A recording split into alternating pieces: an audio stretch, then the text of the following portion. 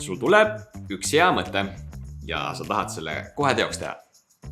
Samas sa tead, et to-do listis on veel 15 asja, mida sa peaksid kindlasti enne ära tegema. Sa ei julge uut mõtet nimekirja lõppu lisada, sest olgem ausad, sinna tehaks ka. Oled proovinud erinevaid rakendusi, aga ikka on ülesanded 3 kohas laiali. Ja mis võiks olla küll see üks rakendus, mis aitab kõik oma ülesanded ära hallata? Selles videos ma räägin sulle 3 rakendusest ja toon välja nende plussid ja miinused. Laias pildis saab ülesannete haldamise rakendused jaotada 3 kategooriasse. Esiteks ettevõtte tasandil ülesande haldamine, kuhu kuuluvad siis näiteks rakendused nagu Jira, Scoro, Monday või ClickUp. Rakendused annavad võimaluse mugavalt ülesanded üksteisega jagada, jälgida projektide progressi ja seal on palju muid võimalusi veel. Kui sa otsid ainult enda ülesannete planeerimiseks midagi, siis ma neid pigem ei soovita. Ja siit me jõuamegi kohe teisel tasandil, ehk siis märkmete tegemise rakendused, nagu näiteks Apple Notes, Evernote, OneNote või Notion. Neid rakendusi saad enda jaoks väga mugavaks kohandada, teha sinna to-do liste, pikemaid tekste või siis ka lihtsalt märkmeid. Ja 3. tasand on to-do listi rakendused ja sinna kuuluvad näiteks Google Tasks, Microsoft To-Do, TickTick või Todoist. Need on mugavad selleks, et võimalikult kiiresti ja mugavalt enda ülesanded tehtuks märkida ja siis lõpuni ära teha. Ma valisin välja 3 rakendust, Notion, Apple Notes ja Google Task ja toon välja nende plussid ja miinused. Nii sa saad siis mõelda, mis sinu jaoks päriselt toimida võiks. Kandidaat number 1, Notion. Me oleme tiimiga päris mitmeid rakendusi katsetanud, aga tänaseks kasutame me kõik Notionit. Nii oma isikliku süsteemi jaoks kui ka töö jaoks. Kui Notionit täitpotentsiaali funktsionaalselt kasutada, siis saab seda väga hästi kasutada ka meeskonnad ülesannete haldamiseks. Ja siis ta ulatubki sinna esimese tasandi juurde, mis on siis tiimi ülesannete haldamiseks. Mis nüüd Notioni puhul on, tuuakse tihti miinusena välja, et see on liiga keeruline, sest see on nii palju erinevaid võimalusi. Kui Notionit esimest korda lahti tead, siis kõik need erinevad tabelid ja template'id näed, siis võib see natuke hirmutav olla. Samas on võimalik Notionit hakata kasutama väga lihtsalt. Kohana, kuhu sa mugavalt lisati märkmeid. Suur pluss on see, et aja jooksul sinu oskused ja vajadused kasvavad ja siis sa saadki oma süsteemi arendada ja Notioni võimalusi enda jaoks ära kasutada. Mis on siis Notioni plussid? Esiteks, ülim funktsionaalsus. Saad luua erinevaid andmebaase, kanban-, tahvleid, jagada infot teistega, kasutada tehisintellekti otse äpis, automatiseerida erinevaid funktsioone ja väga palju muid asju. Teine siit on paindlikkus ja kohandatavus. Võrreldes paljude teiste platvormidega on Notioni puhul suur vabadus kohandada ja kuvada infot täpselt nii, nagu sulle meeldib. Lisaks luua siis erinevaid vaateid, isiklikke template'e ja see on ka väga hea disainiga. Ilu on muidugi vaate silmades, aga Notioni tiim on väga disainiteadlik ja võrreldes paljude teiste rakendustega näeb see lihtsalt puhas ja stiilne välja. Lisaks on meil väga head jagamise võimalused. Saad edukalt kasutada projektide ja ülesannete jagamiseks tiimiga. Sel juhul küll on tasulik võtta see tasuline plaan ja tiimi versioon, sest siia tüldisid asja mugavaks. Mis on Notioni miinused on see, et sellel on kehv offline versioon. Notion toimib hästi, kui on olemas normaalne netiühendus, saad küll mingeid juhtudel ka offline'is ligi, aga see on tegelikult päris piiratud. Teiseks kiirus. See ei ole nii kiire kui näiteks Apple Notes, aga viimastel aegadel on nad kiiruses kõvasti arenenud ja paremaks saanud. Vanemates seadmetes, eriti telefonis, on see tihti suuremaks probleemiks. Viimaseks, potentsiaalselt pikk õppimiskõver. Kui soovid kõike funktsionaalselt kasutada, siis võtab nende õppimine korraga aega ning võib tunduda natuke liiga väsitav. Aga nagu öeldud, saab alustada lihtsamalt. Teine rakendus, Apple Notes.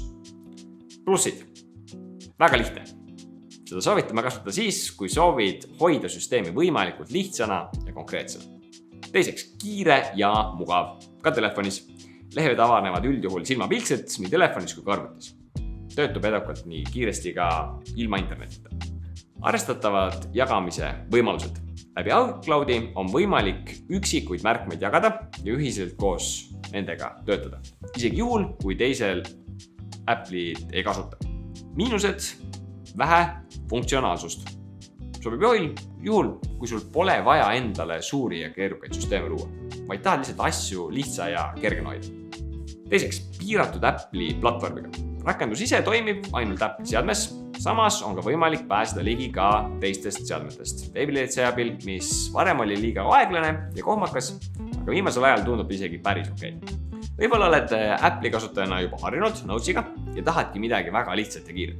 Siis Apple Notes võib olla täpselt sinu jaoks. Väga sarnased Apple Notesiga Microsofti puhul OneNote või siis ka näiteks Evernote. Kui selline lihtsa tekstipõhiline lähenemine sulle sobib, siis võid julgelt ka neid kahte asja vaadata. Kandidaat number 3, Google Tasks ja Google Drive. Google Tasks on puhtalt tegevuste põhine, ehk siis to-do listi tüüpi rakendus. Selle peamine eesmärk on sul aidata tegevuste nimekirja haldamine. Mis on selle plussid? Väga tugev integratsioon teiste Google'i toodetega. Kui kasutad näiteks Google'i kalendrit, saad mugavalt otse kalendrist ligipääsu oma tegevuste nimekirja. Saad samu tegevusi nii kalendris vaadata kui ka to-do listis. See sobib, kui sul on vaja teha palju väikseid ülesandeid, mis on just ajakriitiliselt seotud. E-maili kaudu saad e-kirju teha taskideks ja tegevusteks ühe väga lihtsa näpuvajutusega. Kiire ja mugav telefonis. See on 3 tutvustatavast rakendusest üks kiiremaid ja mugavamaid ka telefonis kasutamiseks. Mis on siis aga miinused? Väga piiratud funktsionaalsus. Toga miinus on see, et suuremate projektide ja materjalide haldamiseks jääb see kitsaks. Ning selleks tuleb midagi toeks lisaks abiks võtta. Näiteks siis Google Drive. Väga ebamugav jagada ülesandeid, sest praegu saab jagada ainult ühte taski ehk tegevust korraga, mitte tervet listi. Tiimiga kasutamiseks peaks veel 3. tarkvara näiteks Taskboard appi võtma, et seda päriselt siis täisfunktsionaalsusega kasutada. Sarnased rakendused on ka Microsofti To-Do või siis näiteks Todoist, mida võid ka siis enda puhul katsetada, kui selline asi sinu jaoks võiks hästi toimida. Ajaplaneerimisest rääkidest oleme tihti näinud, kuidas inimesed loodavad liiga palju tarkvarale. Erinevad äpid, rakendused ja veebiplatvorm. Nad usuvad, et kui nad leiavad selle ühe väga hea äpi, siis ongi ajaplaneerimise probleem ära lahendatud. Ja tulemuseks on tihti hoopis see, et katsetad korraga erinevaid hunnikuid rakendusi ja organiseeritus asemel tekib seda kaost hoopis juurde. Ideaalsel äpi leidmise asemel on väga palju olulisem see, et omaksid produktiivsuse võtmeharjumused. See tähendab, et kasutad enda süsteemi igapäevaselt ja kohandad selle enda jaoks toimivaks. Sel juhul sa saad oma ajaplaneerimise süsteemi usaldada ja muutud päriselt produktiivsemaks. 8 aastat tagasi aitas mul süsteemi valmis luua Valdur ja täna tahan ma aidata sinul samale. Alguses tegin ma enda süsteemi Google Keepi, sealt edasi OneNote'i ja nüüd olen ma kasutanud aastaid Notion. Rakendus on vahetunud, aga need põhimõtted on jäänud samaks. Selleks, et ka sina saaksid endale need põhimõtted selgeks teha ja toimiva süsteemi valmis ehitada, lõime me e-kursuse, kus on väga kvaliteetsed ja süsteemsed õpetusvideod. Tänaseks on kursusega liitunud 189 inimest. Tagasiside on olnud väga hea. Kui sa tunned, et sul on mõtted mitmed pool laiali, mõned detailid ununevad, kerid peas erinevate projektidega seotud mõtteid, selle asemel, et siis päriselt puhata. Kui see nii on, siis september 2025 alustame me uue e-kursuse ühiselt läbimise grupiga, et koos siis luuagi enda jaoks see terviklik ajaplaneerimise süsteem. Näidisena me kasutame neid samu rakendusi, mida ma siin videos käsitlesin ja lisaks veel Microsoft OneNote. Ühiselt läbimine tähendab seda, et me alustame võimsa live kohtumisega ning seejärel on 2 kuu jooksul toetavad mastermind kohtumised veebis. Ja samm-sammult me siis saamegi seda kursust läbida ja enda seda süsteemi valmis ehitama hakata. E-kursuse liitumine me paneme kinni 18. septembril, seega tasub kindlasti siis enne seda reageerida ja seda liitumise otsust mitte liiga kaua edasi lükata. Täpsema kursuse kirjelduse leiad sa meie kodulehelt, link on videokirjelduses olemas, nii et edu enda hea platvormi valimisel ja kui sa vajad selleks tuge, siis tule liitu ja teeme seda e-kursust ja ehitame seda süsteemi ühiselt. Tšau!